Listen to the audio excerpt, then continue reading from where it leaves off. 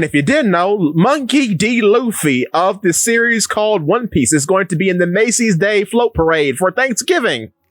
You said his name wrong. Oh, no. We're talking about American release One Piece. We're talking about E3 One Piece of Monkey D. Luffy. Monkey D. Luffy? Monkey D. Luffy and his band of merry friends.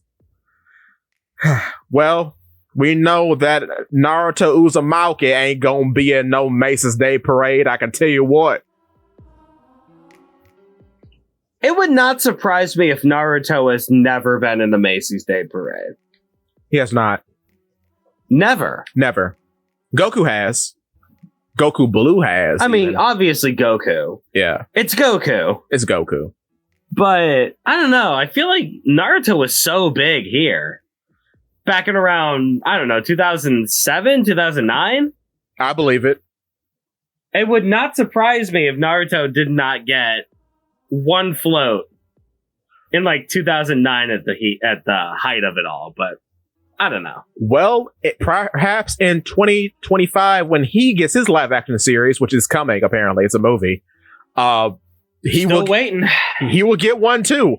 Perhaps Freddy as well from Five Nights at Freddy's. Speaking of scary things, we have an Otter Man in One Piece chapter 1093.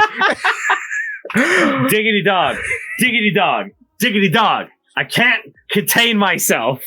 Yo. You said the chapter. I can't contain myself. Go for it.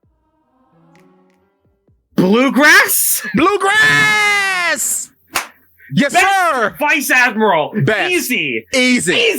Easy clap. So good. She's so cool. So good. Instantly so good, so cool. Great design, great power, great dialogue, great everything. Bluegrass is the best. I love Bluegrass. She's so amazing. And low-key, one of the stronger devil fruits. Because she can just climb on top of anything and just control it. The ride fruit. That's but so God. cool. Woo! But God. Oh. She could climb on top of Luffy. Yes. Luffy, Chomper, Frankie, Zoro, Nami, Sanji. Could you imagine if she got on top of Monster Boy? Yes, sir! Yo! The crew is forfeit, baby. Thank you. Oh, I love this shot because thank you. The Marines are doing something. Thank you. Marines are doing work. Oh. Marines are doing work. Thank you. We're going to get to the main man, people. Don't worry, but we got to get some preamble first. Because Bluegrass is here, and Bluegrass is more important than anything else that happens this chapter. I mean, the only thing that could possibly overshadow Bluegrass's introduction, right? Yeah. I don't know. It would have to be something crazy, something wild, like, I don't know, like a Gorosei having a mythical Zoan or something. But there's no way. I mean, there's no way that's going to be introduced this chapter. And it'll be even crazier if the Gorosei was just the devil, but that's not going to happen. Anyway, your daughter is on screen, Atlas. She's Atlas. She's commanding the big bear men to attack pacifistas. Yes. Also, wait, before we get to that, look at this color spread. I have not actually taken a good look at the color spread. Let me actually load up the chapter real quick. I'm just going off of memory right now. It is so based. Look, man. Hold the phone. You see something? Is that Tashigi? That is Tashigi. Kuina. Why is Kuina in the color spread? Because we're getting a Ryuma anime baby for Monsters. Oh. Well, that's cool. Also, I noticed something. You see Ryuma, right? Zombie Ryuma in the back. No, yeah. Next to Zoro. He's using his own style. He's not fighting like Brook. Well, yeah. He never fought like Brook in Monsters. Right, but this is Zombie Ryuma. There are two different characters now. Yeah. He has the strength of Ryuma, but he has the style of Brook. Right, but I know this is Zombie Ryuma. He should fight like Brook, but yeah, he's using his own style. That's cool. I didn't notice that. I was about to say, but if this is for Monsters, yeah, then we want him to use his style. That's his body. Oh, it's so cool. I think it would be cooler if you had him use Brook style and then you had Ryuma in the actual panel instead of one eye. He's there. Oh, yeah. Well, he's one eye. That's true. Because that's him in red in the back, for sure. Who's that guy who's that guy next to Yasuie? That's Zoro's relative, the one that owns Onimaru, the fox, who's also next to him. Oh, okay. And he also, why is Yasuie here? Because he's a Shimonsuke. Is he? Yeah, apparently so. He's Yasuie was a Shimonsuke. Yes, this is a Shimonsuke. The hedgehog. Yeah, hedgehog man. The Sonic. funny laughing hedgehog man. Yeah, Sonic. Yes. He was a Shimotsuki. Yes. So Zoro met his uncle, and he didn't even know. That's wild. And sad, but based. Another grave casualty of Wano in not letting me know this. Yeah. It would have helped. It would have helped. Yasuie. I'm trying to think of everything that happened to Wano. It takes me a while because Wano was very long. Yeah. But no, Yasuie was the best part of Wano. Easily.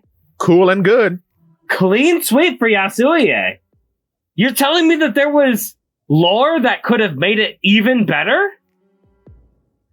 And you decided to let me know here. Yes. Also in the SBS, I think. Well, thank God for the SBS. I know, right? Also, Zoro's hockey lighting is green, and it's got the weird soul energy like Brooks' Yummy Yummy fruit, so that's cool. Yomi Yomi fruit, excuse me. I guess that makes sense. Yeah, because I guess they're both from the underworld? Well, it's... I mean, that's definitely Enma with the fire, right? Yeah. So yeah, that's the flames of the underworld. Also, thank you, commenter. I did not mention this in my video on the chapter. That is Enma with the fire. I did not see the purple hilt. Oops. Don't matter about the purple hilt. You could definitely tell just because it's on fire. Yeah, true. Wait, Enma had fire? Oh.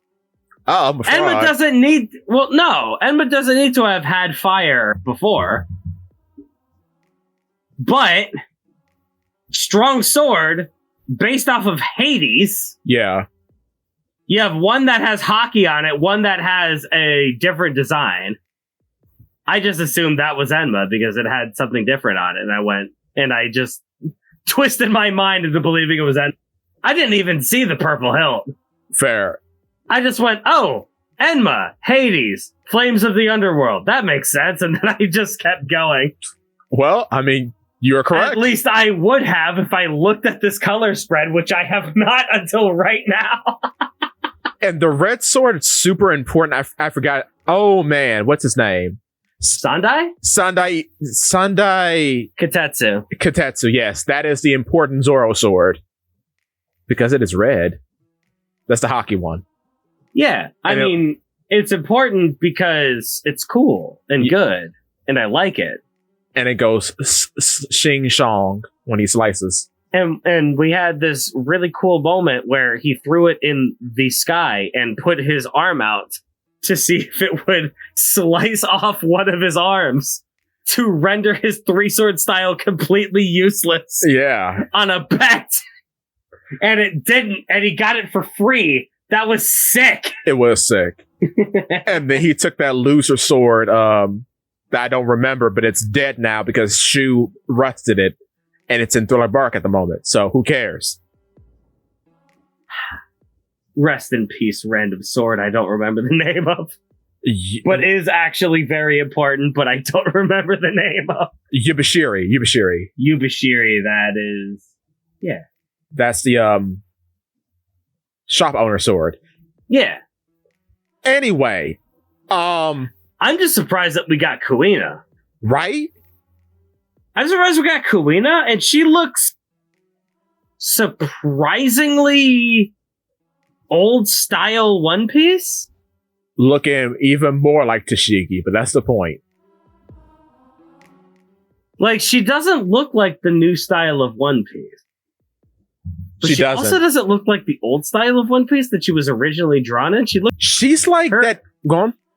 Her eyes are weird. They are weird. She's in that weird, like, Oda trying to make younger people style that he did for the live action, that color spread. While the Straw Hats look slightly off model because they're younger. Yeah. Which was strange. Nami got it she was cute though, but she got the worst. But I guess she turned out cute. He's drawn young Nami before. Yeah. Film, was that Strong World? Film Z? Yeah, but like... There's an entire movie where we have a young Nami. That's different, I guess, even though it shouldn't be. It shouldn't be. That's young Nami. Huh.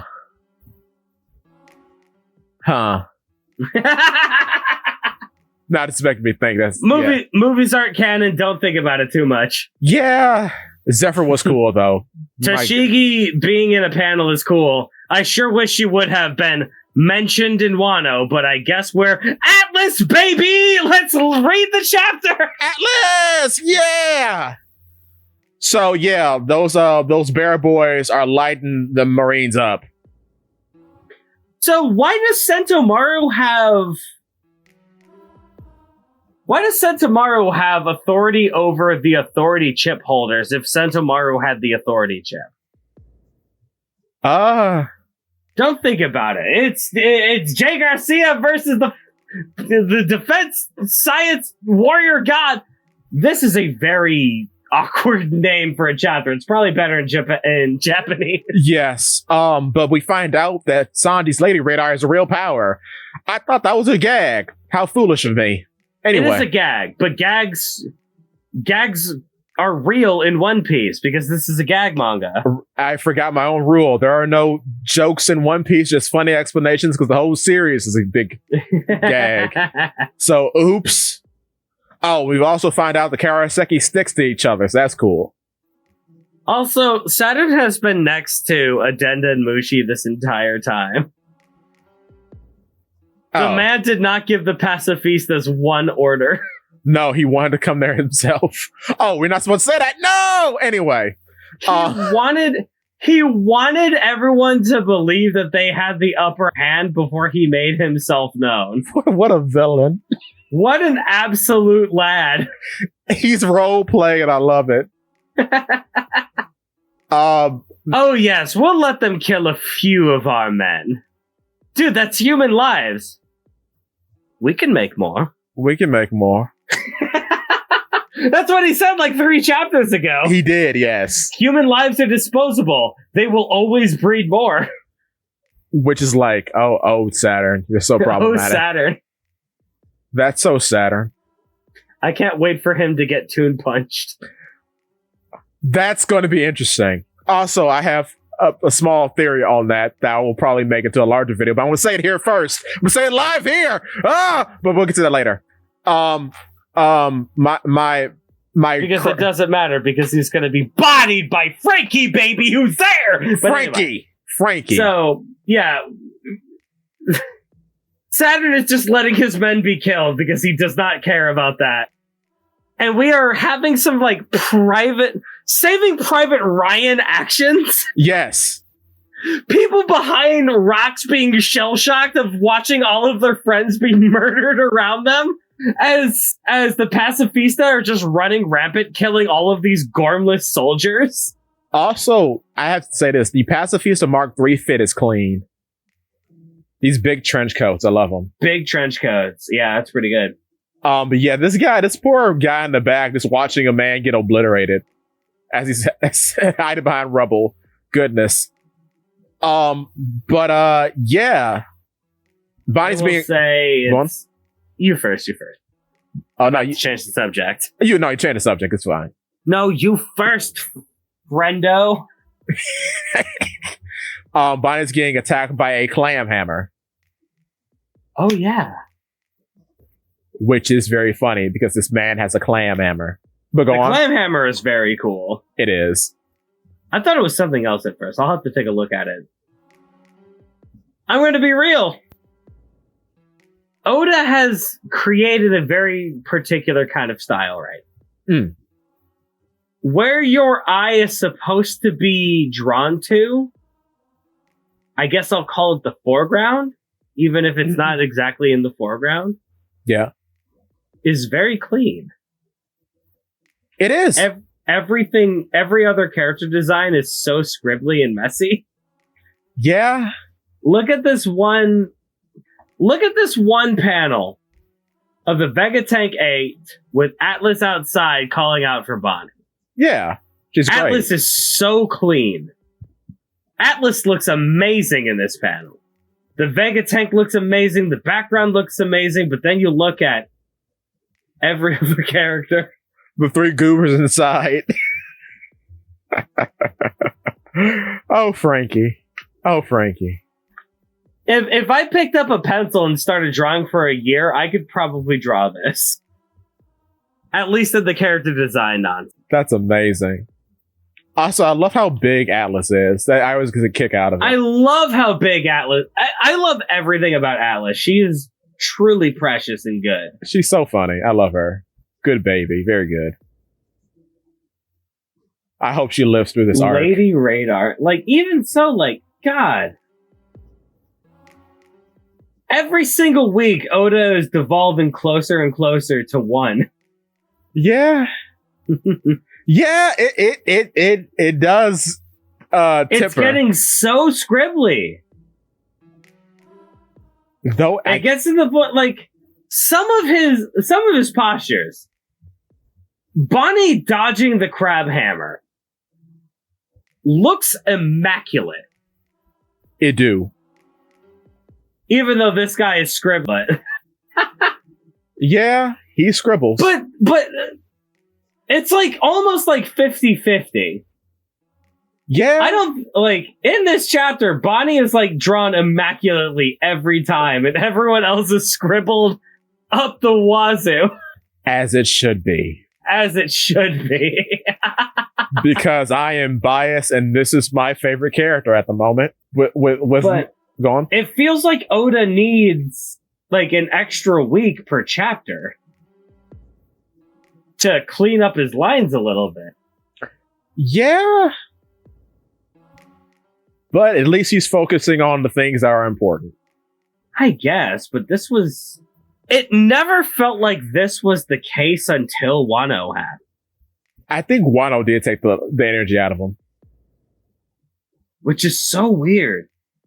And granted, yeah, 4 years, 4 real life human years is a long time. It is. And in that time, he drew some of the most immaculate panels that I could possibly imagine. He did. He drew some incredible double spreads. He drew some great stuff with Kaido. He drew what I point to as the most Toriyama paneling that he has ever drawn, with Mother's Misery, and how clean it is. It is. But ever since Wano, I don't know. I'm going to have to read through One Piece again. All of it. I'm going to have to read through all of One Piece again to see when the quality started dropping. I need to know when this started happening. Yeah, because it's like... Because people started noticing in Wano, but I wonder if it was like this in Punk Hazard. I don't think so. Do you think it was like this in Fishman Island? No, I don't. Because you remember the Noah? Do you think a single panel like this existed in Thriller Bark? No. Thriller Bark definitely not. Thriller Bark is actually scarily immaculate. Like, even the castle is crazy. The castle and the surrounding forest feels like you're reading Berserk. It's crazy. Like, when did Oda start to scribble his characters out in the background? Maybe. Granted, the manga industry is very hard. Yeah. I would never want to do this job. No, definitely not. What happened? I think too, like, unlike with Thriller Bark, I think the problem with Wano is that maybe drawing Kaido actually took him out. Because it's not so much the size of Kaido, the scaling that he would have to do on Kaido in every form he was in, except his human form. And no, even his human form, because he has the tattoo. It's not even about the scaling of it. It's not even really about the detail, right? Yeah. Because Oda has always had this thing. From the very beginning. Even back in Alabasta. He would draw the base design of Crocodile. And then he would have his assistants personally dot in every grain of sand. Which is crazy. And it looks amazing. It do. I was reading that like... It's immaculate. It does. I was reading it a little while ago, yeah. So it's not even like that. Like, Oda could draw like the base form of Kaido and have his assistants draw in the scaling. That's not a problem. This is something he's done before. What happened? When did this start happening? Is what I want. You think age? It might be age. And I know I listen to other people talk about this in particular, right? This steep decline over a small period. And other people are like, oh, they call it age, but Oda's only like in his mid-40s. He's still a young buck. There are still, like, you look at the Ippo guy. The Ippo guy is still making great stuff. He still is clean. Yeah, but not everyone's the same. Exactly. But I don't know. This doesn't feel like a Kishimoto situation where Kishimoto drew so much detail for so long that his hand literally started falling apart on him. Yeah. And he could literally not draw anymore and he had to make his assistants draw everything for him. And he was more of a director than it. Because he put himself into his craft for so long that it destroyed him. Yeah. That doesn't feel like the case for Oda. I think it's more so he's pacing himself now, maybe. You think? I think he's pacing himself weirdly. Because, like, this chapter is like 50-50. Yeah, throughout. Like, most of this, like, a lot of this chapter is immaculate. A lot of this chapter is really clean. But then you have the panel of Sanji talking about his lady radar. Yeah. And that panel looks terrible. It do. That it does. There are so many terrible panels, but there are also so many great panels. But there's also so many bad panels. But this panel looks amazing. But this panel looks bad. But this panel. But that panel. But this panel. But that panel.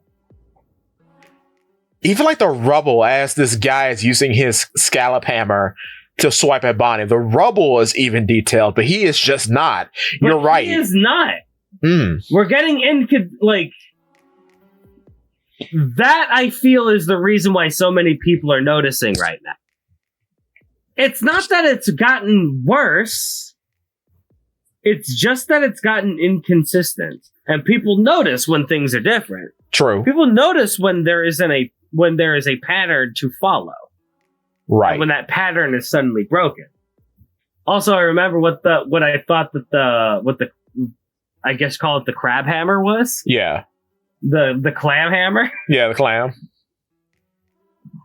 At first, I thought it was a mop, and I was about to get really excited about that because this man is cleaning house. Yo, you know what? Man is the cleaner. But I don't. No, it was just a boring, lame clam. I don't fault you because I thought it was a mop at first sight too. I was about to be really excited about a man trying to kill Jewelry Bonnie with a mop. I would have been so happy about that. But speaking about the continuation of the weird pacing of this chapter, we get a new attack from Bonnie. Turn old and die, and then don't.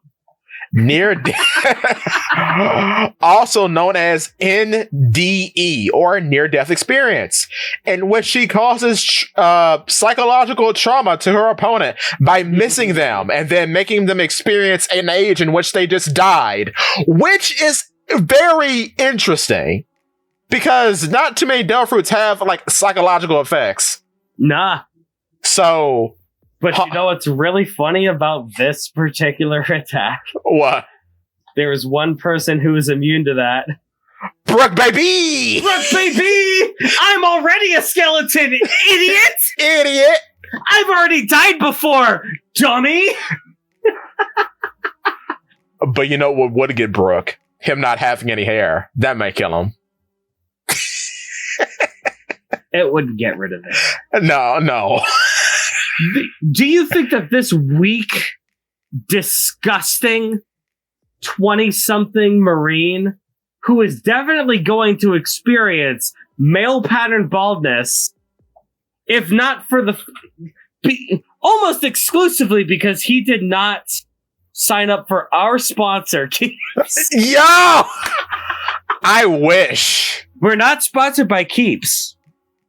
But we could be. We could be. Support this podcast. Give us money. Brooke is much better than that. Yes, he is. Brooke would keep the hair no matter what. Brooke's afro is going to outlive his skeletal body. Indeed. And it even shows up with him as a ghost. So it will never go away. It will never go away. Now, let's cut to all this nonsense and get to Bluegrass, baby! Bluegrass, baby! Best Marine. Bluegrass. Best. She's so clean. She's the best one. The best one. The best she one. Is so good and clean. Old woman with headphones and sunglasses. Oh, she's so cool. God, she's so cool. I think, and I mentioned this in my video, but it looks like the handle's part of the ability. Like she could just like manifest it. Most definitely, yeah. That's cool. She's so good. Oh, she has a little tie. I didn't notice that. Look at her little tie. About her rules. Oh, man. She's precious. She's got a tiny coat to go with her tiny body. Yes. Also, the lighting effects on this pacifista are immaculate. Look at that. Yeah. Anytime Oda has to deal with Kizaru light effect, the lighting is always great. Indeed. Which always makes me wonder about half of the chapter. Well, he was too busy putting lighting effects on this pacifista panel. Granted, is great. And too busy doing that. Looks awesome. Yeah. Bluegrass is scratchy a little bit. Yeah. But it works for her. It does. Because she's a tiny, old, busted lady. You're allowed to make her scratchy. She doesn't have to be immaculate and perfect. Because she's already immaculate and perfect. Exactly. What a good Marine. Man, thank you. It only took 20 years, but we finally made the Marines good. How long have I waited for good Marine moments? Thank you, Egghead! Egghead, almost 3 decades. But thank you, Egghead. Not almost 3 decades. Marineford was still good for the Marines. That's true. That was 2011. That's true. And we've had 2 arcs of good Marine moments. Yes. Technically 3 if you want to count Logtown. Yeah, because I will count Logtown. The ice cream ate the little girl's pants. Well, no, Smoker wait. I was around. Cleaned. Yes. Smoker cleaned in Logtown so hard. The most wanted man in the entire world had to bail out the protagonist. True. Also, excuse me, no. Smoker's pants ate the little girl's ice cream when she bumped into him. That's what the excuse was. Well, I got to twist it around. That sounded weird. We're keeping that in like it was funny. Anyway. Bonnie is experiencing psychological trauma because the weapon that's about to shoot her looks like her dada. And Sanji has to save her. So that's cool. And then we cut to another. Oda. You know, Oda, like, I get it. You're trying to make Bonnie relatable. Yeah. Like, you know, you have these gormless, emotionless weapons that look like Bonnie's dad. But how do you expect people to identify with it? If I saw a gormless weapon in the shape of my dad, I would be so gleeful to murder and eviscerate it. Oh no! Hey, yo!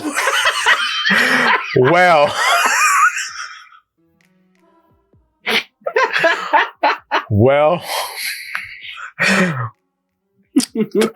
To follow that up, my second favorite Marine is here. Let's go, Neckman. Otterman. Otterman. No. Yeah, your favorite is Neckman. My favorite is, I think favorite is, okay, third favorite now. So we have Neckman at the top, then Bluegrass, then Otterman. Otterman's great. Bluegrass is easily my favorite. She's so good. She's so good. She's gonna do nothing, but this is enough for me. It's cool. She has a cool doll fruit. That's enough. But Otterman, another cool Zoan in the Marines. Please don't be a jobber. He doesn't look like a jobber though. But he kind of does. But he doesn't. But he kind of does. All the vice admirals are going to be jobbers. Oh, don't say that. Oh, let's be honest. Oh, bruh. The point of this right now is to prove that the Straw Hats can deal with an admiral and a Gorosei level threat. We're dealing with an admiral, a Gorosei, and the leader of CP0 at the same time. Which, I don't know about that third one. That third one may be a bit falsified.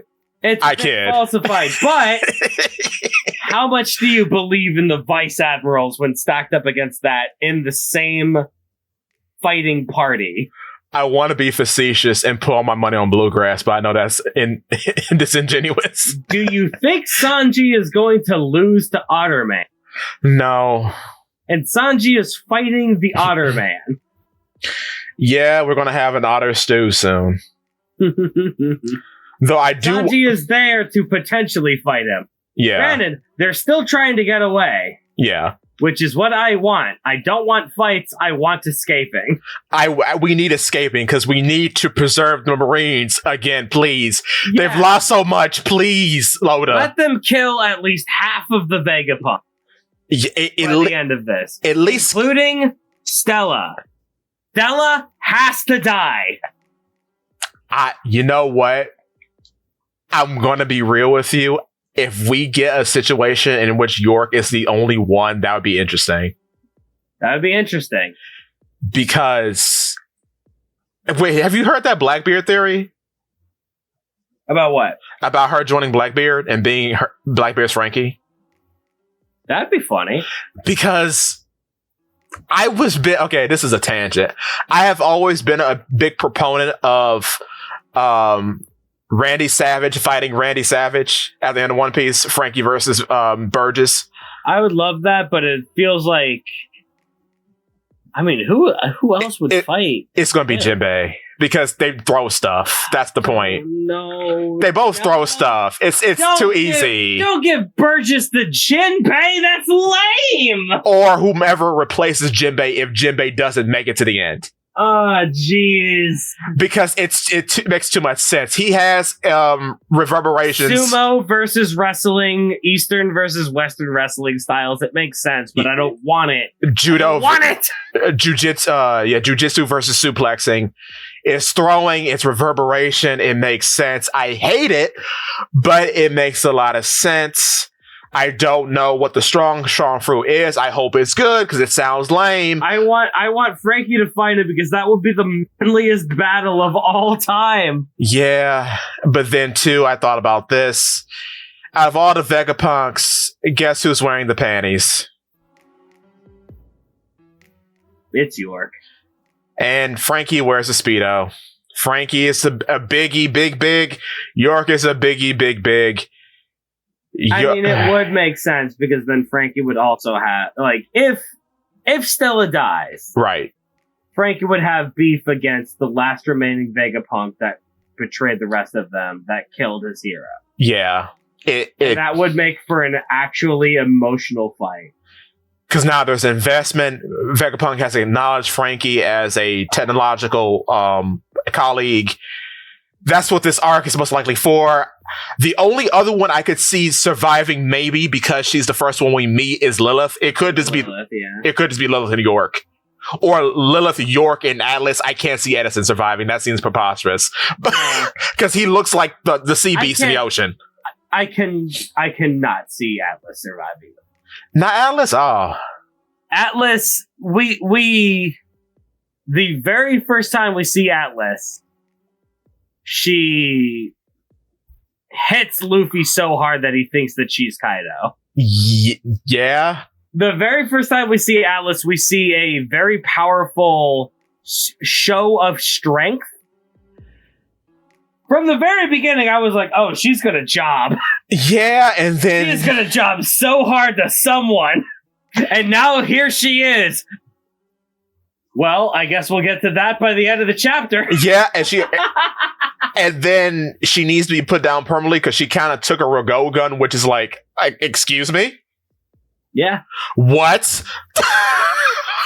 A Rago gun from post-time skip Lucy? Get out of here. So, yeah, unfortunately I have to agree with Mike. She didn't really take a Roku out. I mean, she didn't, disintegrate. She didn't die, but she was certainly put out of commission and had to be rebuilt. She basically lost that fight. True. Fair. Which, granted, Luffy also did after 2 Roku Ogons. Yeah, took 2. He took 2 of them and still stood up and beat Lucci. And you know what's funny? He did not get a chance to do that again here. Lucci didn't get one off. That's very funny. I just thought about that. He didn't get one off on Gear 5 because, I don't know. There's a couple theories about that, but... yeah. But, where were we? Oh, yeah. Okay. So Bonnie is saved, you're right.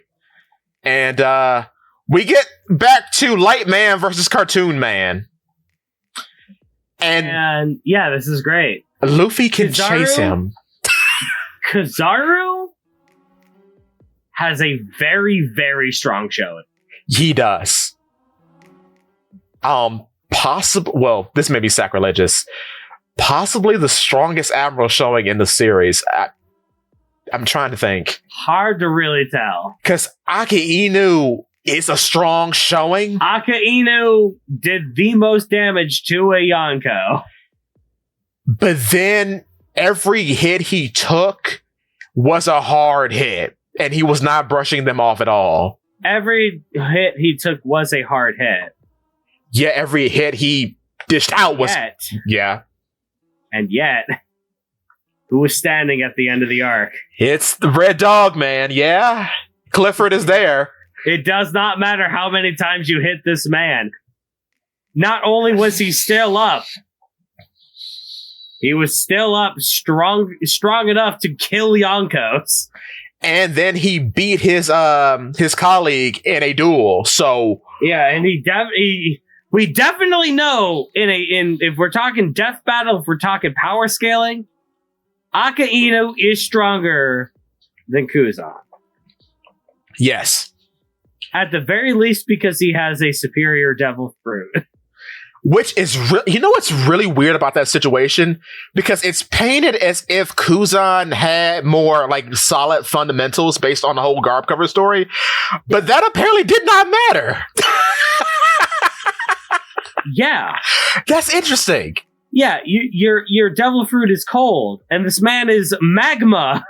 So, and not even will melt the ice, man, and not even his fundamentals could save him from that. That's crazy. Yeah, he had a bad matchup, man. Wow, he had a bad matchup. A and B, he didn't believe as powerfully as his opponent in what he was fighting for. Yeah, because the man, as we've seen from the Blackbeard, what is it? Flashback. Yeah, technically flashback. Yeah, we've seen from the Blackbeard flashback. Kuzan does not know what he's fighting for. Right. Until Teach gave him the exact right words he needed to hear. Which is why, get out of here, sword mole Jannies. You're wrong.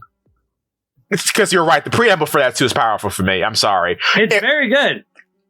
If we're wrong and he is just a sword guy, okay, I'll give it up. But man, we don't get that. We just don't. We don't get it. We don't get preamble. Not a lot. Especially not for a mole. Because this felt it felt like a Straw Hat recruitment. Yeah. So, yeah. It's still really hard to tell with Kuzan. It is. Because it's always hard to read Kuzan. That's the purpose of his character. True. He has it. Granted, he is working for Teach. He's right. Doing a lot of things for pirate kind right now. Hmm. Man killed Garp. He killed Garp. Or did he kill Garp? I don't know. Right? Saul's alive? Saul's alive. See, that's the problem, too. If Saul was not alive, it would be a lot easier to tell what's going on with Kuzan. But Saul's alive. Yeah. He's not the kind of guy to just end friends. Doesn't matter who he's working for, doesn't matter what it's for.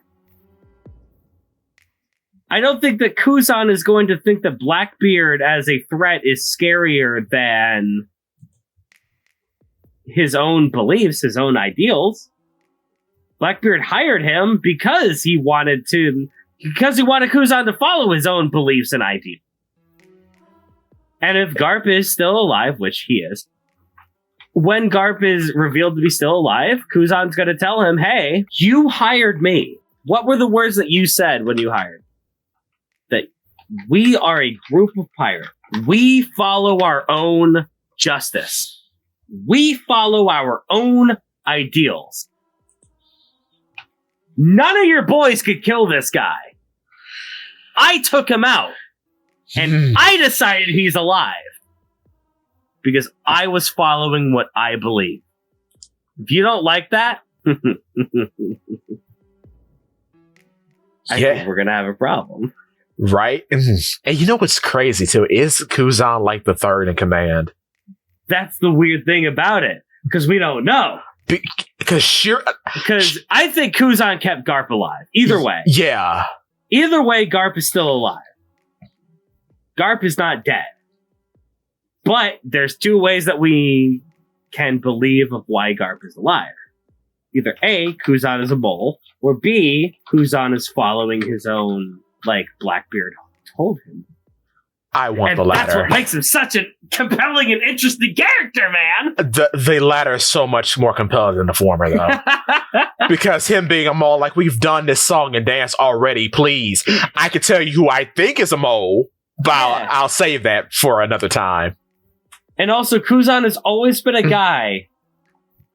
What have we seen from Kuzan so far? He's always tried to change the Marines from within. Yes.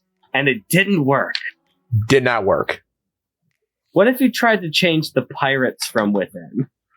Which is an interesting concept. Which is so fascinating! Because he's technically not wrong seeing Luffy, kind of seeing Blackbeard, because Blackbeard does evil things from other people's POV, but he's not really evil. Blackbeard is like the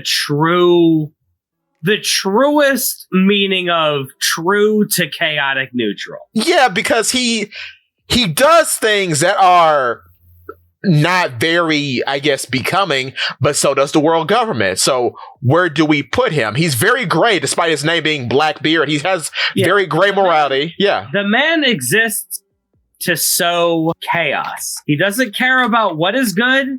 He doesn't care about what is evil. He doesn't care about what is lawful. He cares about what is chaos. And that's how he exists. Because chaos is freedom. Exactly. Chaos could mean anything. It could go in any direction. Law is about being stripped down, chained, left to what someone else tells you what to do. But chaos is adventure. Chaos is something new every day. Chaos is freedom. Which is why Law is sinking at the bottom of the ocean right now. Or he's saved by a bear, but yeah. Well, not that Law. I'm making a joke. But yeah, I get you. Yeah, that chaos is freedom. That's what I feel like Blackbeard's entire MO is. He wants to sow chaos because he believes that chaos is freedom. And he wants everyone to be free. And in his mind, in his twisted, evil, sickened mind, everyone being free to do whatever they want is the best way, because then everyone can do what they want. Exactly. And he doesn't really see the ideal of, well, that's going to hurt a lot of people when bad people use chaos to their own selfish means. And there's no ego involved in it, which is weird. No. Because it's not like Doflamingo. Doflamingo is a psychopath and he is a narcissist. Yeah. He's a psychopath because he's a narcissist. Exactly. He's a psychopath because he's better than you. Exactly. And you should know him. Blackbeard knows he ain't better than you. Right. He's a goober. He's a goober. He wants cherry pie and rum. He still beat you down despite that. Because every start of every fight he's in, he loses. But then he gets back up and he wins. Yeah. Much like every major battle of another protagonist that we know. Eustace Captain Kidd. A little bit closer to heart. Monkey D. Luffy. Yes, sir. Monkey D. Luffy. Yes, sir. Speaking about that monkey who is D and Luffy. Oh, yeah, we should probably talk about the chapter, shouldn't we? Yeah, we should. Kizaru acknowledges that Luffy really is him and says, oh, this is a problem. Bye-bye. I gotta do my mission. See ya, Straw Hat. And Luffy's like, get back here, you. But then. Luffy runs after Kizaru. That's amazing. Man is almost as fast as light. That's because Toon logic dictates it. Diggity dog. I love this. Scribble. Is that Scribble doll in the corner that I see? Well, where, huh? Where? Luffy runs away. Reaction shots. Left-hand side. Left hand. I think that's just Lucci's hair. Are you talking about the Hey Get Back Here panel? Oh. Wait. Okay, one panel under Lucci. Oh, there we are. There she is, boy. Yes. Oh. Lovely scribble doll, my beloved. Hello. Yeah. Also, important thing to point out, all of our main characters react to a presence. Lucci, Zoro, Luffy, Kizaru, and Jinbei. Thank goodness that useless cook didn't react to it. I'm so happy he didn't. Because he's dumb and weak, isn't he? Isn't he? The observation master didn't react to the presence. I'm so mad, Zakk. I'm so mad I could laugh. Is he there? He's not there. He's not in the lineup of characters who react to the presence coming. Yeah.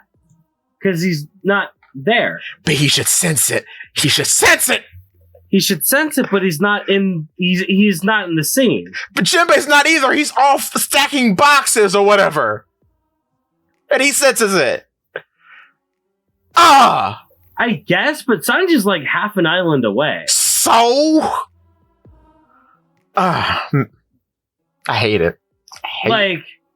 We have these four characters of Kizaru, Luffy, Zoro, and Lucci, right? Yeah.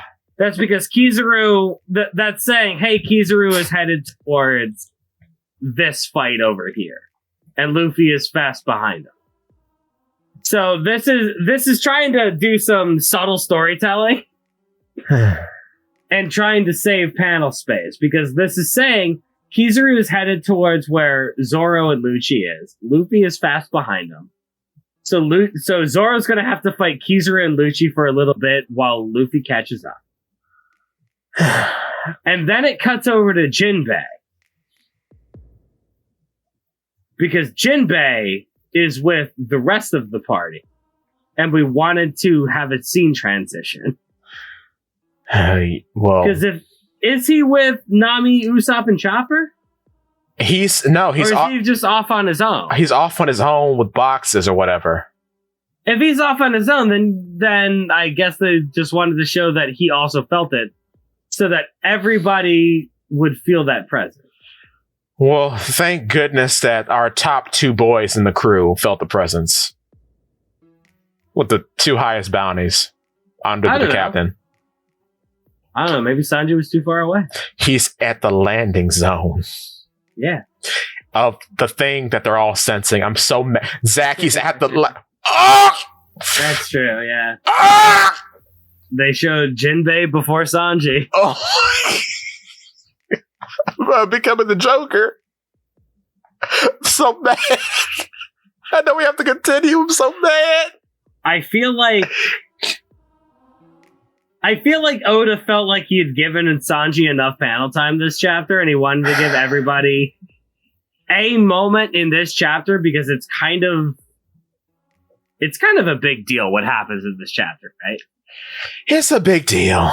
And he wanted to show all of the Straw Hats except Brooke. But he wanted to show all the Straw Hats. Yeah, because he was with Usopp. But I guess he's not. Oops. I've already contradicted myself. Honestly, I don't know what I'm doing. Oh, lordy. Oh, well. I was thinking, it's like, oh yeah, we see all the Straw Hats. Then I went, wait, no, Brooke's not here. God. Neither is Robin. Gosh. Robin and Brooke are not here. Oh, boy. Which, I mean, Robin should be here because, well, we'll get to that. I mean, who are the coward trio moving? I thought that was Robin. Oh, I'm the fraud now. It's hard to tell because he didn't color in her hair. Yeah. But who else would that be? Well, that's Scrobbin, all right. Scribble Robin. Yeah, I was about to say, who else would that be if not Robin? Because it's not Lilith. It's not... Is it Stussy? Yeah, Stussy was hurt. It could be Stussy. You think it's Stussy because she was hurt? Yeah, because she did get stabbed in the gut. So Brooke could be with Robin. What are Brooke and Robin up to? Hopefully doing detective work. Maybe they're doing spy stuff behind the scenes, and that's why they weren't shown. Because they're going to show up and kill highest authority world government's 5 elder planets defense science warrior god Saint J. Garcia Saturn, baby! Yeah! I love how absolutely long his title is. It's so funny. Okay, I have to say, this is the coldest villain entry in One Piece. So, everyone's alerted to a booming voice saying, Pacifista units, cease all action immediately. Immediately. And they do. They stop. And Atlas is like, uh-oh. Wait, there's only one group of people that have higher authority. And we only gave them that authority because we never thought that they would actually show up. And here they are. A ominous black bubble is coming out of this pentagram. A devil pentagram that has manifested on the ground. Decal with 5s. Now, if you are a theory head, you don't think this is thematic to the organization that this being belongs to. If you are a Goober Piece reader, you will say it's because he's part of the 5 elders. I'm a Goober Piece reader. That's what I say. Anyway, wait, what are other people saying? That this is like it's One Piece TikTok.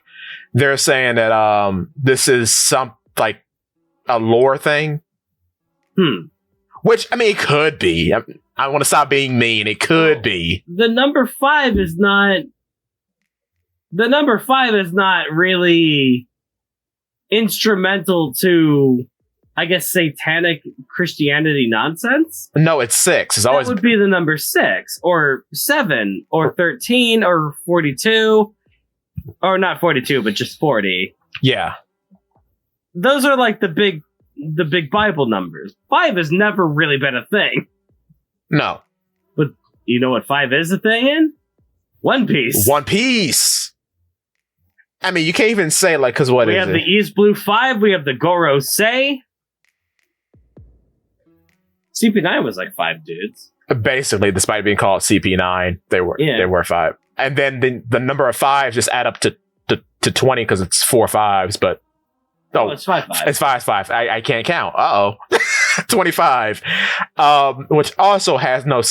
He made his own sigil. Okay, yeah, it's fine. Made his own sigil because that's theoretically all of the Gorosei are going to be like, yeah. Theoretically, if you're a Devil Fruit user who can do stuff like this, you're going to make your things custom to you. Yeah. Because Cracker drew up what he wanted his biscuit soldiers to be. That's not a part of the fruit. That's not a thing you abided to. He just made it. Doppelman is Boria's shadow. That's why it looks like Boria. Yeah.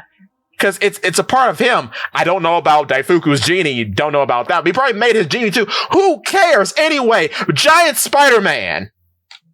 He's huge. He's huge. Here. Performing for you. I would like to go deep into like the One Piece theory, guys. Okay, cool. I would love to go deep into the One Piece theory community. Because somebody knows exactly what Saturn is supposed to be, right? Oh, well, are you talking to me? I don't know, do you know? Yeah, it's a demon. It's a yokai called a Ushioni. Or a Gaiuku, I think that's the pronunciation. It's this spider with a cow's head. Also, based on some of the things Saturn does, he could also have some inspirations of Baal, which is a demon. I was thinking more of Baal. Yeah, he is. Thank you. You're the only person other than me who said that. Like, my thought was Belial, Lord of Lies. Yeah. Because he's like flies, but that's flies. That's not spiders. And I was like, what Christian god is spiders? I don't know. But yeah, because Baal was also had powers over the sciences. And apparently love in some texts. So, and he had a power of invisibility, which I guess you could translate into him teleporting. What I'm saying is that this is clearly a Christian symbol. Yes. It's kind of like a mixture of two cultures, I think. Because I don't think that... Do the Japanese have this symbol for the occult? No, that is purely a Christian thing. Is there any yokai that has this particular symbol as their symbol for the occult in a yokai? No. But this form is clearly a Christian symbol. Yes. So it's got to be like a Christian demon. Well, like that's what I'm saying. Like there are parts of it that are based in Christianity, but like being a spider with a bull's head looks like the Ushioni. No, it'd be cool. What? It'd be cool if the Gorosei weren't anything that exists in our world. If they just made their own devil fruits because they can. Ooh. They'd be like, wouldn't it be sick if I had all of these powers? They just put them together and did it. That could be like either from... That should be what the Gorosei is. Just to show how powerful they are. Because like... in both a in-universe and out-universe way, I think that's what we're getting anyway. Because you can go the path of they made their own fruits, which that could be a possibility. I don't know. But like from the writer's point of view, from Oda's point of view, he's probably doing what he did with Nika with the Gorosei. Like Nika is a bunch of things. Like there's a drummer boy spirit, I think, in Jamaican folklore or something that has a lot of similarities to Joy Boy. Just mixing a bunch of stuff together for cool things.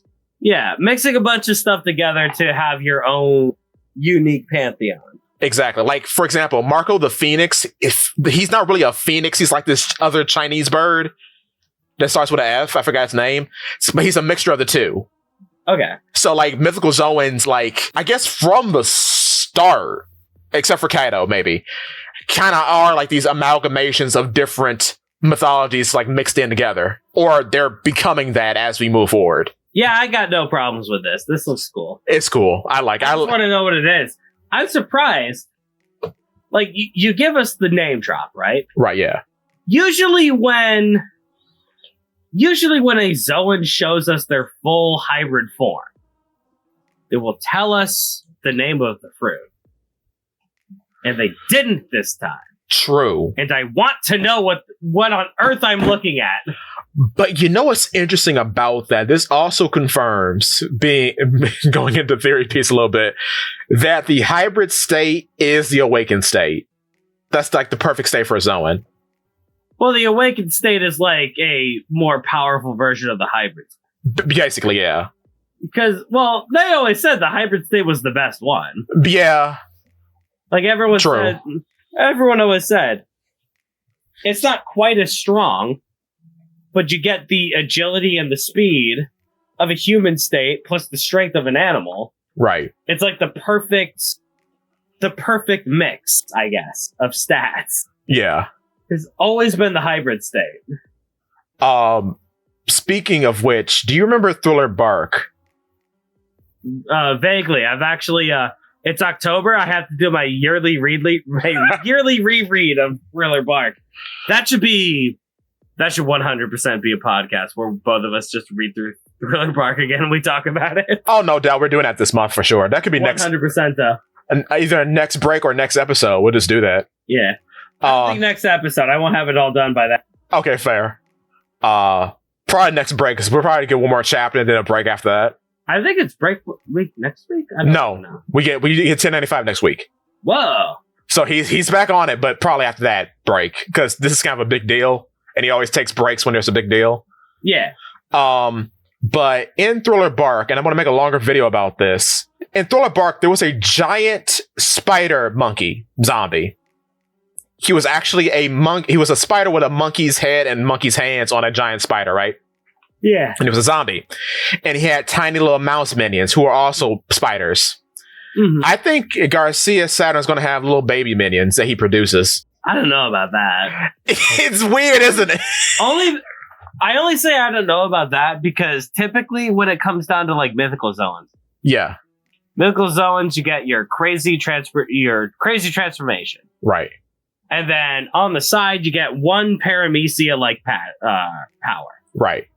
So mythical zone, you have your Azure Dragon. You got your crazy dragon transformation. You get the ability to produce and control cloud. Phoenix, you have your crazy bird transformation.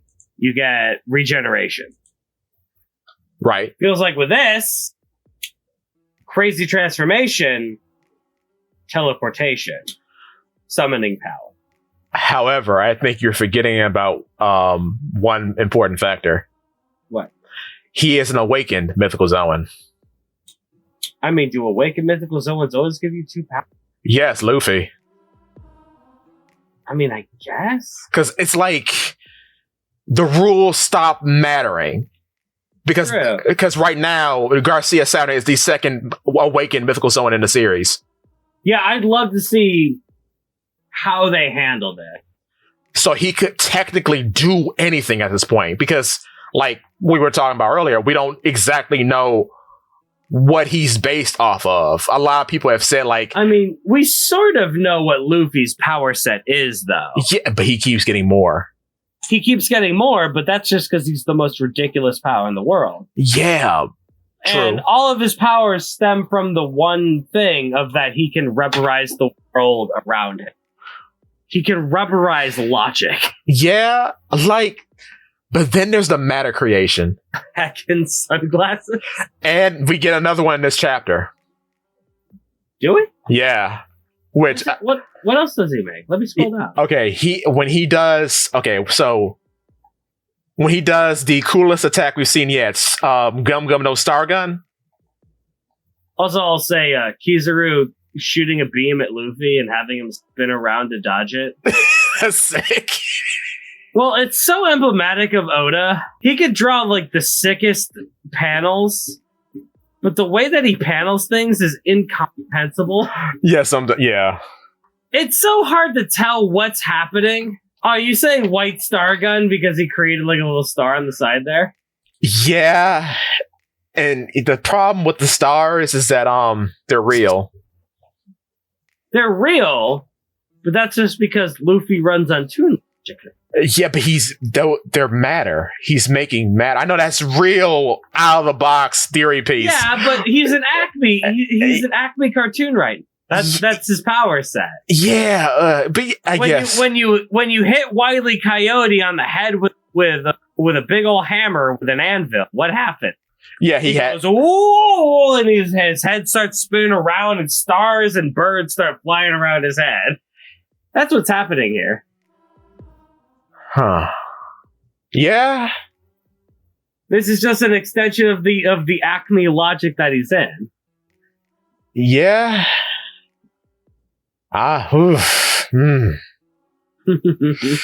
Oh, okay, we'll see more of this. Like, saying that this is Luffy creating mad out of thing and having this be like a really crazy thing, like Luffy could do anything. Luffy punched a guy in the head and he started seeing stars. Dude, Luffy could create a nuclear bomb if he wanted to. But no. Yeah, but no. Wait a minute, though. Wait. Because if he could make goggles with his hair, he could make a new dude. No. Could he, though? No. At the very most, he could pull out a large round bomb with a fuse on it. Probably with the Straw Hat symbol on it. Yeah, with the Straw Hat symbol. That is the extent of what he could create. Or a large anvil. The extent of what he could create as an actual attack, right? That's fair, yeah. I don't think Oda's ever going to do that. I think all of it's going to be fluff to his big punchy moves. That's fair. Because this is an Acme character being a shonen protagonist. That's true. And at the end of the day, what does a shonen protagonist do? He punches the bad guy. Speaking about punching, I hope he has an attack called Gum Gum No Fly Swat, and he just smacks his hand on Saturn because he's a bug. As an extension of the Gum Gum net? Yes. Let's go! Yeah! I love it. Incredible.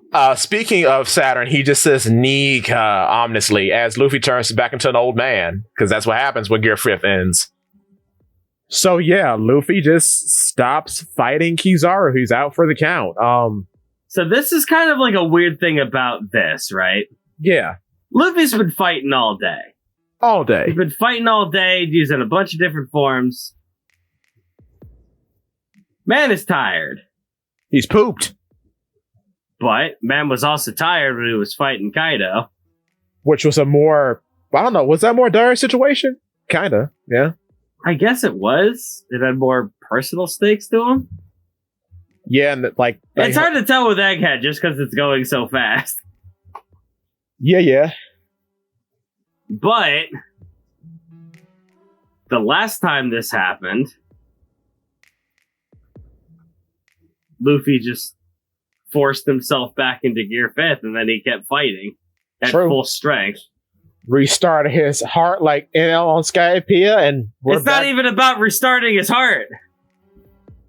The man went into old man Luffy mode, and then he went, "Nah, I'm gonna be a Gear 5th again." And kind of was like, "You're gonna die," and went, "I don't care." True. Okay, what does that mean? Like, does it have a limit? Does it have a like that? That was my question. That was my issue with the Gear 5th power set. Is that Luffy lost the Gear 5th power set. And then he just went back into it and he was fighting again at full strength until the end of the... Now Luffy's real tired. He blasts himself off into a building. Yeah. But he's still in Gear 5th. Which is so weird.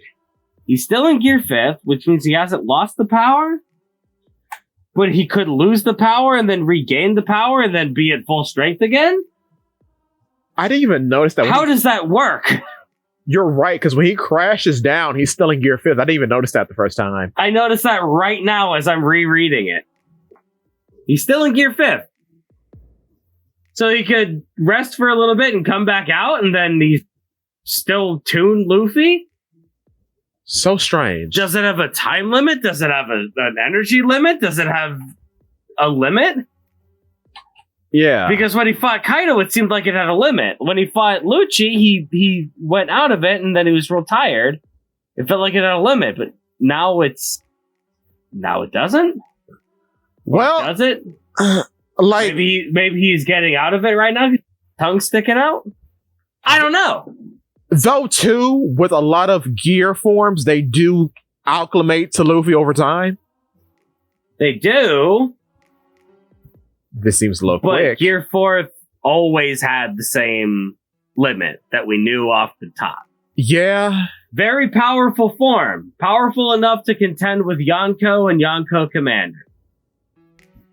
Has a limit because he kind of rushed himself to that power. Which makes sense and is cool and is good, and I like it. Me too. Gear 5th was great. Gear 5th is great. Until you get to that one question. Okay, he lost Gear 5th. What happens now? Well, he goes back into it. Why? How? Huh? Is my question. Probably not something I should even really be asking. Yeah. But the rest of Luffy's, I guess, abilities have always had some sort of, I guess, arbitrary limit given to them. Yeah. Except for this one, where Luffy just runs out of the ability to fight when he wins. Which is weird narratively. Yeah. It's like, of course we know that Luffy's gonna win. Of course we know that Monkey D. Luffy is gonna win the fight. Right. He's gonna win the fight. It's a question of how. Right? Right, because you don't care about the beginning or the end. We care about the middle, the meat. Well, yeah, we care about how that happened. Right. Crocodile stabs him through the chest. Oh my god, Luffy just got destroyed. Well, he's the main character. We know he's gonna win. So then Robin shows up and go, oh, whoa, oh, ah! And then she's a crew member now? And then she betrays Crocodile? And then Luffy goes in and starts fighting Crocodile? He's like, I don't need water to fight you. I got these blood on these knuckles, idiot. And then he fights Crocodile. It's awesome. And he Gumma storms him through the ceiling. And he flies up. And there's Alabasta. And then it starts raining on him. It's like, oh my god, it's awesome and cool and good and great. I love Gumma. That's what we care about. Oh. That's what we care about. Yes. But I want to be able to try to, I guess, try to follow this? When it was just base Luffy, you understand. Yeah. Luffy gets stabbed in the chest, and then all of a sudden, and then that's the end of the fight. Right. Some outside force is going to have to deal with it. Like now, right? Yeah. Like now if he gets stabbed in the chest, is a cuckoo clock bird going to come out? Now he gets stabbed in the chest, you see the knife go through the back of his chest. And then he'll just keep taking damage until he's done with that form, and then he'll go back into it instantly. And heal up, because that's the power of Zoans, baby!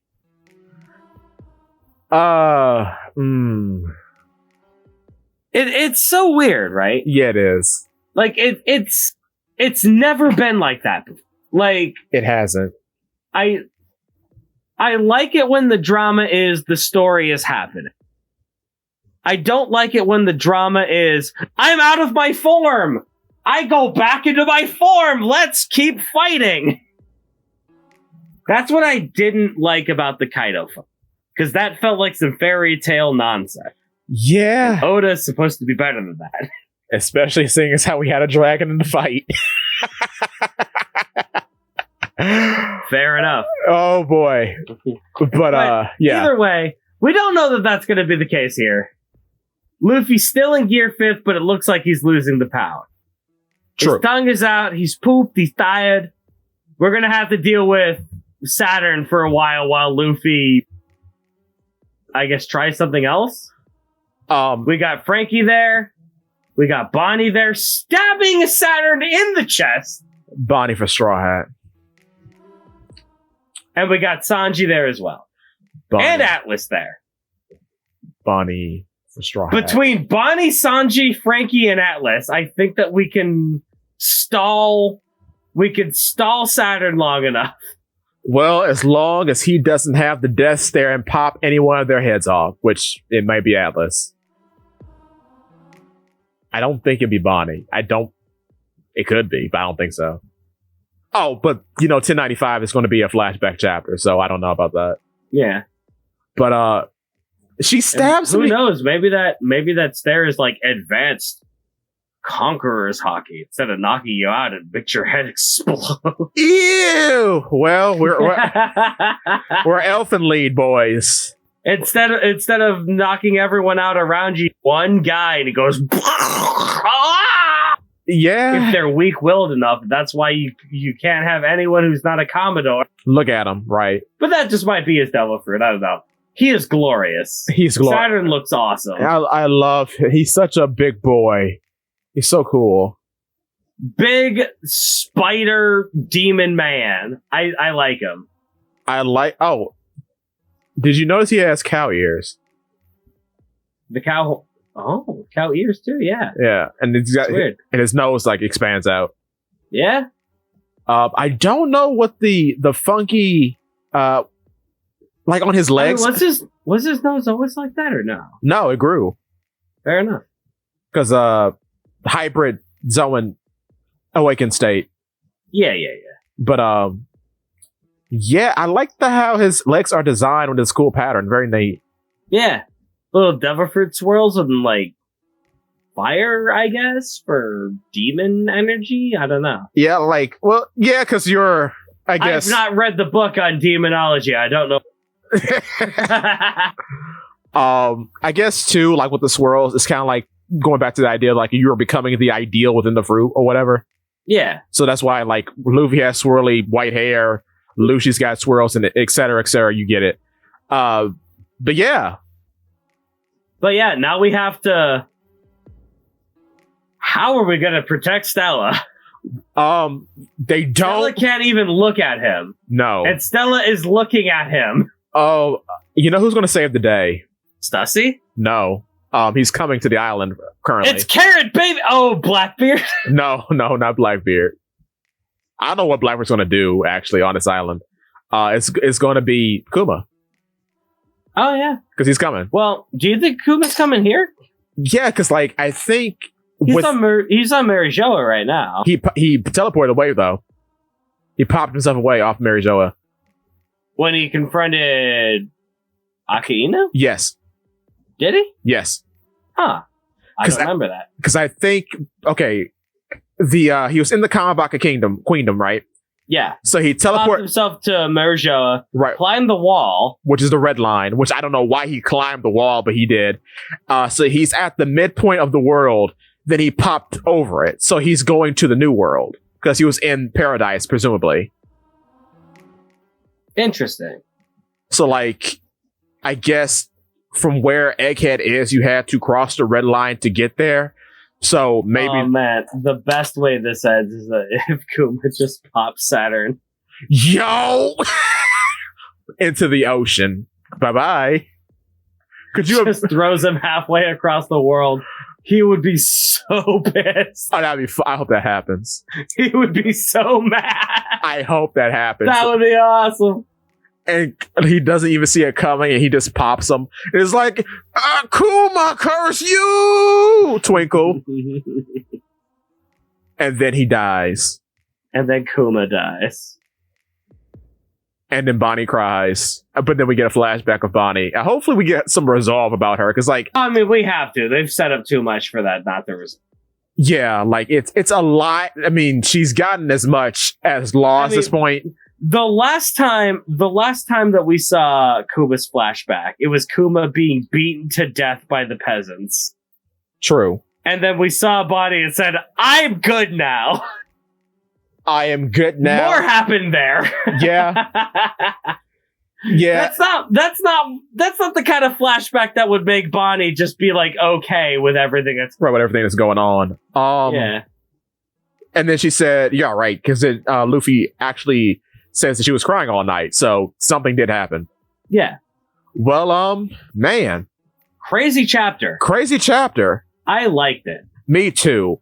I've been complaining a lot, but overall, good chapter. I liked it. It was good. I too enjoyed the chapter of my silly pirate manga. There are things that, I want to see be done better, but I don't know. I'm not making the manga.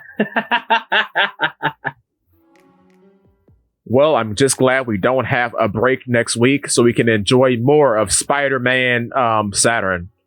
Spider-Man fighting Sanji, baby. Yes, sir. Let's go. Let's go.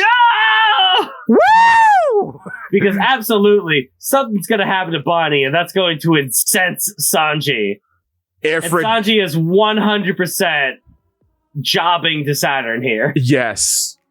And it's going to be great. It's going to be great. Please, Jinbei, protect Sanji. You're the only one that can do it. Sacrifice. Is Jinbei even here? No. Jinbei is moving boxes halfway across the island. In a nice, safe location where he can't be killed. But you know what? We don't need Jinbei here. Because what other Straw Hat is here? Frankie, baby. Whose year is it? Frankie, baby. Whose year is it? Frankie, baby. What do we use to kill bugs? Zappers. Yeah. What do we attract the bugs with? Light, baby. Zip, zip, zap, zap. We're going to give him a radical beam. Radical beam to the stars. Bye-bye, bug. Spider. You might be powerful, but are you super? I don't think he's super. He's not super enough. Not super enough. Well, good night, everybody. Subscribe to Polyphene Works. Subscribe to Reddit Sephiroth, baby. We'll see you in the next one, boys. We'll see you in the next one. I'll be quick with editing this one, I promise. Unless I'm not, and this is like 3 weeks from now. Oh no! Ah! Merry Christmas, everyone. And a Happy New Year. It's 2024.